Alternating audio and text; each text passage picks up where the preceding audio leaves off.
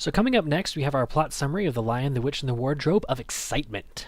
Because here's the thing, while I'm not going to argue that an exciting plot alone warrants a book for literary study, I am going to argue that it makes the whole thing a lot easier. Especially if the people doing the studying are teens and you happen to be the mentor responsible for them. The fact of the matter is that the less energy a young adult spends keeping themselves from falling asleep, the more energy they have to actually perform literary analysis. From a different angle, if we assume that one purpose of a YA literature survey course is to arm future teachers or parents with developmentally instructive material, then that arsenal needs to include text that will appeal to a Jane Eyre as well as other books for a Tarzan of the Apes. Students of the latter type will take your suggestions a lot more seriously if you have some dragon-slaying hobbit to build trust along with your most exciting thing that happens as a date 17th summer. With that in mind, does The Lion, the Witch, and the Wardrobe fit the bill? Given that Narnia is a world where Santa Claus hands out weapons and wolves are the assassins of choice, we aren't off to that bad a start. Let's take a closer look.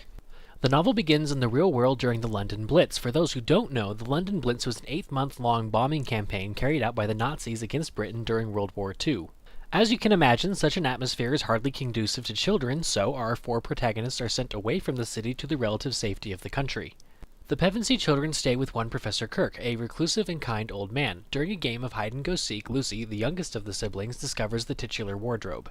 One thing leads to another, and she's taking tea with a no, that's a completely naked fawn. But twist, the fawn turns out to be an agent of the evil White Witch. The White Witch is the current ruler of Narnia and, among other things, has cursed the land so that it is always winter but never Christmas. Said witch has essentially put a hit out on all humans since there's a prophecy that 4 of them will eventually overthrow her rule. No bonus points for guessing who the 4 are. But twist again, he decides to have a conscience and doesn't turn over the little girl. Safely back in the real world, Lucy tells her siblings what happened, and they, like any kind of reasonable person, don't believe her. However, shenanigans ensues and they all end up in Narnia. Said shenanigans includes Edmund going off on his own and meeting the White Witch. The witch promises to make him her heir if he will serve her and backs up the seduction with enchanted Turkish delight. Edmund is a goner.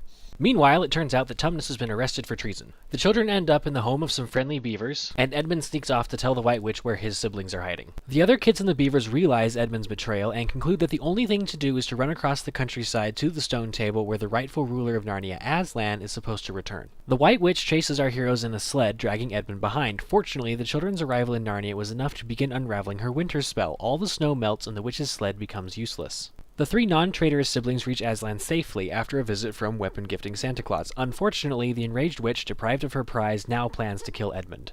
Fortunately, Aslan's troops are able to track one of the witch's wolf assassins back to her camp and rescue Edmund from an early demise. This is where things get heavy. Apparently, the witch has first claim to all traitors in Narnia, such that if her claim is denied, the entire land will be destroyed. Rather than give Edmund over, Aslan offers to give himself up in exchange, and the witch accepts. Aslan dies under the witch's blade, but he comes back to life the next day, just in time to save everyone from dying to the witch's army. The kids are crowned rulers of Narnia, including Edmund, who has now been redeemed.